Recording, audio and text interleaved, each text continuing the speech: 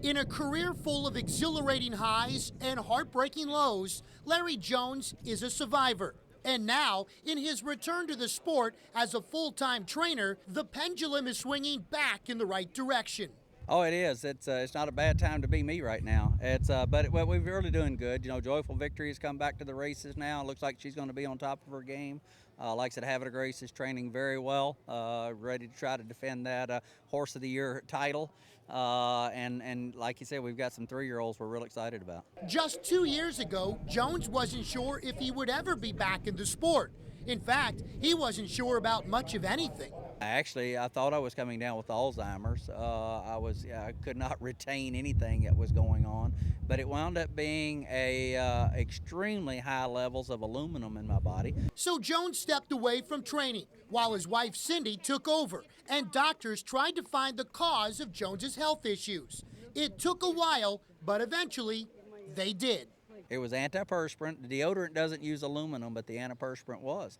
And, most of the time I wound up was doing 2 showers a day because I gallop in the morning, I race horse in the afternoon, and we were just, maybe a little's good, a lot's not good. So it's kind of like cherry pie, if you get a lot, it'll make you sick.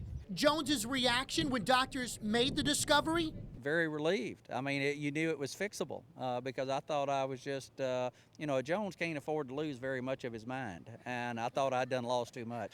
But this was reversible, and all is good. To kickstart Jones's return to the sport, he trained the reigning Horse of the Year, Havre Grace, who has been based at the fairgrounds, which is where she will make her return to racing next month at the New Orleans Ladies. She's a little ahead of where she was last year, actually. It's not taking her as long to come to hand as it did in 2011. She's training very well. Jones's storybook return to racing brought him to the fairgrounds today for the second biggest Kentucky Derby prep race at this track, where he had not only one, but the top 2 favorites in the Risen Star Stakes. The morning line favorite, Mr. Bowling, the winner of the LeCompte Stakes just last month with Robbie Alvarado on board. With the second choice, Mark Velasquez, also under Jones's training with last year's Fairgrounds top jockey Rosie Napravnik riding for Jones. Listen to the prophetic words Jones had for this race back on Thursday. We're excited, and of course you always have to know that Todd Pletcher's coming to town for a reason.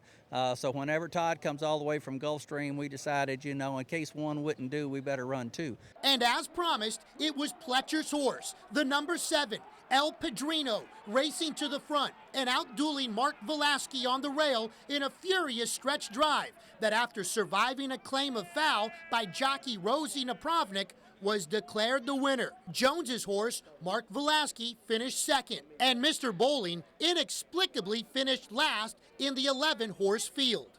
This whole year has been such a storybook year for you. Yeah. Sometimes it doesn't end up exactly the way you want it. No, it really doesn't, but that's okay. We've been here before, and we've worked our way out of these predicaments. So, and to be honest, to get beat by a head by this horse, which is in the top 5 on a lot of Derby picks, I don't figure we're in a predicament.